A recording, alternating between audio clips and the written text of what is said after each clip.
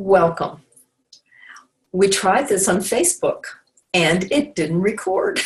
So I'm on Zoom now. We have so many interesting things that happen when we record. So tonight is about make money your ally and time your friend. To me, it's one of the most important conversations I can have with people. So first of all, let's talk about what the definition of money is. The definition of money is freedom. That's what it is. And it doesn't matter whether it's $1 million you're making or $75,000 that you make a year.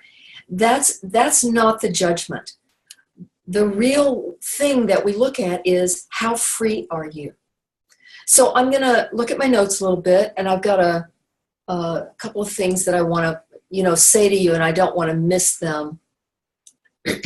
So one of the things about my own story is that when I was growing up, my dad told me in one of his scared voices, save your money.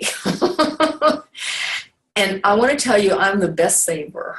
I'm a really good saver. There's probably other things that I should be doing with my money, but I'm a great saver. And I like liquid money a lot.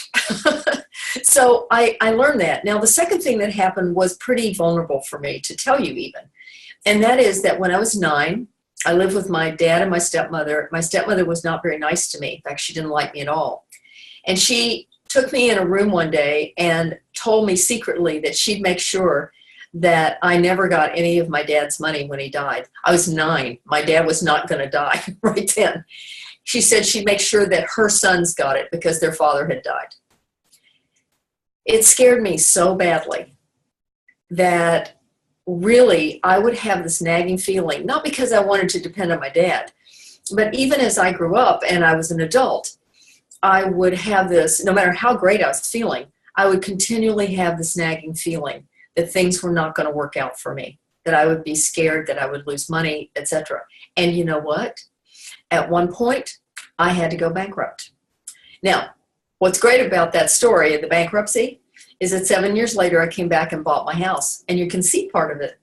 This is my office. And I've been fine ever since. But what's important to know is everybody has a money story, and we have to clear that story. You know, the interesting thing about growing up is that when we are little, and this is not a spiritual religious conversation in this moment, whoever our parents are, on some level, are God, because they're bigger, our survival depends on them. And then when we grow up, guess what we think our survival depends on? Money. And so in a way, we make money God, but it's a scary God. And so tonight I want to talk about how to shift that. I'm going to give you some body-mind techniques, but I'm also going to give you some practical things. So first thing, the way we often talk about money is kind of a sin. We say things like, money won't be there for us, it's never there, I need it, it doesn't come through. I mean, whatever you've said to yourself that was scary about money and then wondered why money wasn't there, that's a useful thing to notice. Because what we want, one of the things I say is if you talk to a lover like that, they would leave. And we wonder why money is not showing up. And we talk so badly about it that there's no space for this beautiful, neutral, loving energy to come to us. So the first thing that I want to say to you tonight as a tool is to look and see what you imagine negatively about money, how you talk to money. And I want you to shift that. Even if it seems, excuse me, uncomfortable, even if it seems like you're making it up, you will be at first. But somewhere you need to talk lovingly to it, like you would a child, like you would a person that you love, like a lover that you love. I love you, money. Thank you for showing up for me. Thank you for being here. I so apologize for talking badly about you, just like you would apologize to another human being if you talked badly about them.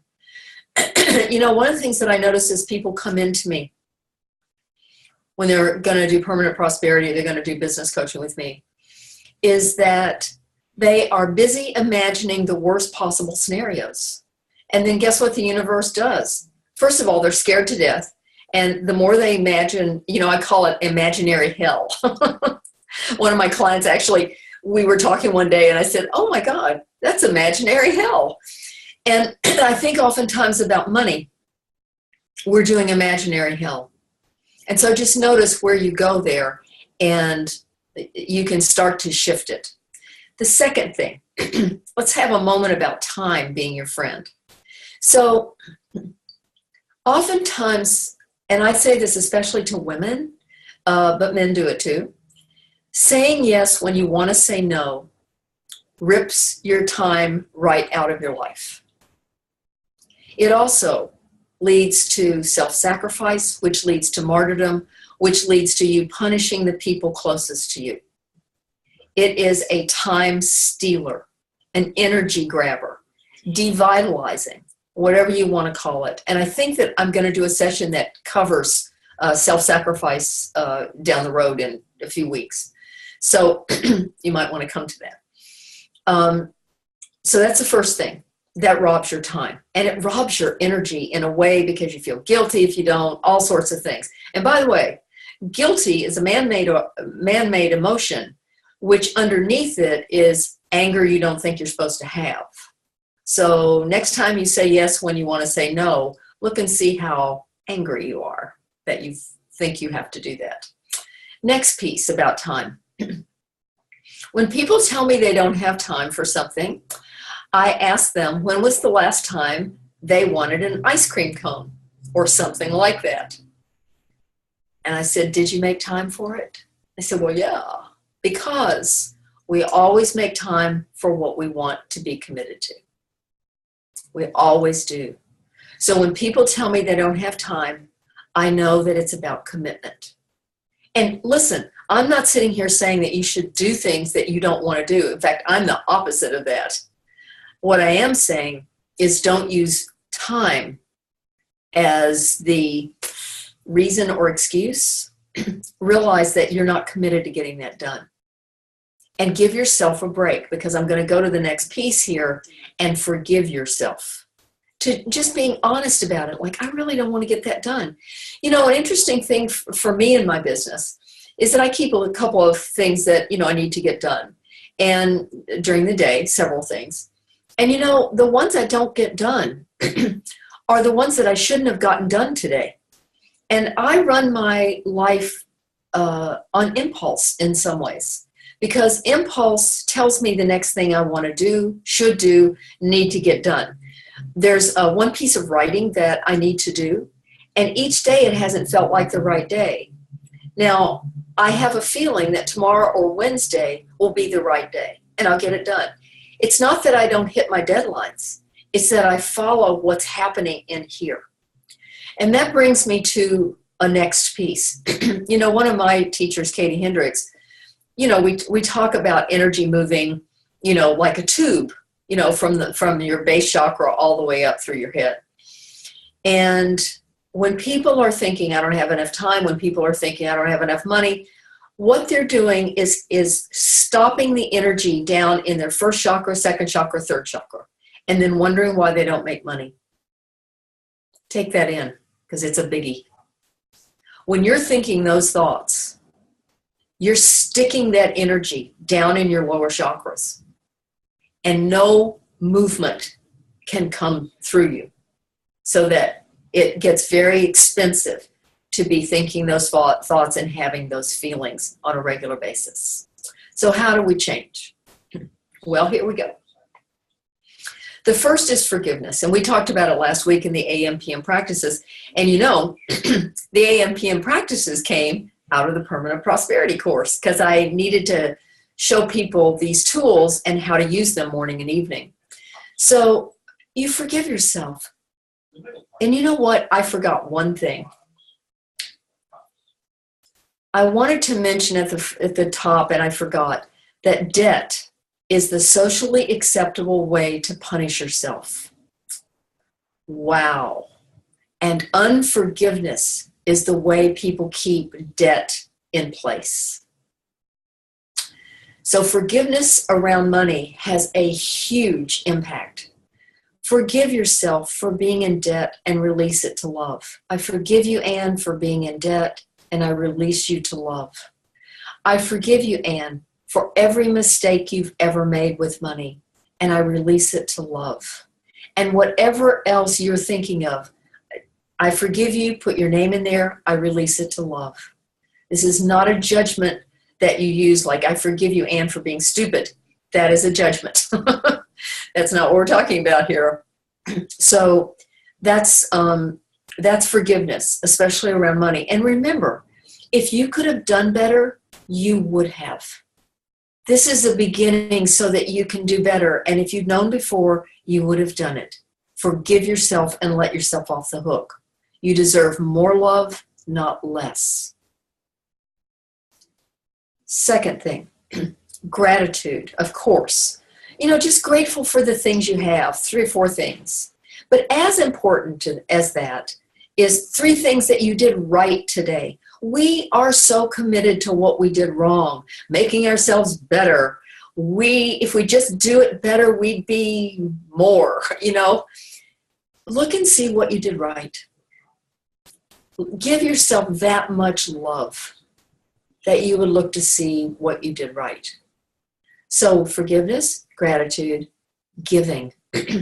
So there are people, everybody's heard of tithing. Tithing is a great thing. If you want to do it, if you're in a church or whatever. I have a little bit of a different take on it because some people are not in churches, but they still want to give. And giving makes you feel abundant. It opens you. It says, I have more than enough. And that is powerful. When you give, you're saying, I have more than enough. And all of a sudden, the universe is saying, oh, she has more than enough. Let's give her some of that. Versus, I'm so terrified money's not coming in. And the universe says, I'll give her more to be scared about. Because the universe is a very neutral energy. It just responds to feeling. So giving. Giving, as I said just a moment ago, makes you feel abundant, which that right away is something you should do. I believe that if you want to give to a church, that's great, but I also believe in giving to who inspires you. What inspires you? I've given to a guy named Daniel Nahmod because I love his music. It's really beautiful, spiritual. And one time I sent him a really big check. And what it felt, he was thrilled, but what it felt like over here is really what matters. I felt euphoric that I could do that. And I've done it several times with different people, many times actually. And one of the things that I want to even include here is the Magnificent Obsession. The Magnificent Obsession was a book that was written a long, long time ago. It was made into kind of a schmaltzy movie. But the power of the book is when you give to somebody, it's just between the two of you. They can never tell anybody else. And what I want to say is that it's been one of the most powerful things I've ever done. It's sacred. It's unbelievable. I invite you to do it. Now let's talk about if you don't have a lot of money and you want to start giving. I had a client once who had very little money, and I wanted my clients to start giving in the Permanent Prosperity course. And she had some change, some extra change, and she put it on her neighbor's back porch. The difference in this woman in my course was like night and day, because it opens us. It gives us endorphins when we give. They've done a study on that and shown that when you give, your endorphins go up. The person that you are giving to, their endorphins are created. And anybody who sees the interaction, their endorphins get created. It's a real win all around. Now, so I suggest, giving whatever you can. If it's 10%, that's great. If it's $5, that's great. If it's 20 cents, it's great. It's where does this come from? Now that brings me to savings. You know, everybody says save 10%. Sometimes you have to start by saving $5. It's just how it is. But what we want to do is start that flow happening. So what you're saying to the universe is, I have more than I need. And that's what gives it power. Now, there was something else I wanted to mention here. I also believe that when you're saving, when you first start to save, that is also sacred. And if you're saving 10%, you're tithing to yourself. And you know what? That is not a bad thing. Also, give to somebody else, whether it's $5, $2, 50 cents. It's the giving that makes the difference. Now, next piece. One of the things in the evening practice, after forgiveness and gratitude and what you did right, and we just talked about giving, is there's a little sentence in there that says, tomorrow I receive wonderful financial surprises and delightful new business. And I add clients and money. And let me just say that most every day something comes in. And it's not because I'm special and I'm so wonderful or anything like that. It's one reason. I'm consistent. I do my practices every night. So I've given you a lot of pieces here. I'm going to add one other piece. And that is, I want to talk just a moment about cash flow, because we don't just change your mind in the Permanent Prosperity course. We do some very practical pieces, but I can't actually teach them in a 15, 20-minute video. But one of the things we do is cash flow, to teach you how to get ahead of your money. And the secret to it is, when you look at cash flow as we set it up with people over a 3-month period, we teach people to pay their bill the week it comes in, not when it's due. And that to me is life-changing. It's changed everybody. I've had people who laid out their cash flow. This is a true story. I had a woman who was so resistant to cash flow that finally I said to her, I remember her name was Bonnie. I said, Bonnie, if you do not do cash flow, I'm going to stop coaching you because I'm tired of hearing about it. She did cash flow, got it together, and the next day, and I'm not making this up, she got a $20,000 check. That's how powerful it is. Also, what we notice is that when people wait until the due date to pay something, they're still in scarcity. See, they're waiting until it's the end of the time. And they're stopping the flow in their body. So I hope that I've given you a lot of pieces here tonight. And I want to just end with this one thing. The reason I started doing Make Money Your Ally and then the Permanent Prosperity course is because years ago I was reading a book by Susie Orman. It was her first book. I can't even remember what it was called. But she said that she would ask people different things in her courses, I mean, really, when was the last time you had sex, or are you still having sex with your husband? Or, do you have a job? People raise their hand. When she asked people if they were in debt, no one would raise their hand. It felt so shameful to people. And when I read that, it was the day that I decided to do Make Money Your Ally. And I made it up on the spot because I was tired of people being shamed about their money.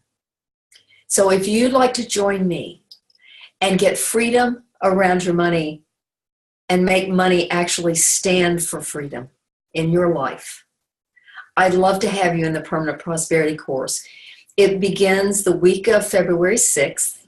If you'd like to know more about it, you can go to our website, which is www.thepowerbusinessandstyle.com. Go to Beyond Business, find that. And then under Work With Me, you'll see Permanent Prosperity. But you can also email me at Anne, A-N-N-E, at beyondbusinessasusual.com. And I would love to have you in the course. If money has been a painful experience for you, I would love to have you. And we made it very reasonable for people because the key is to have as many people as possible be free And so thank you so much for joining me. I love being with you, and I will talk to you next week. Bye-bye.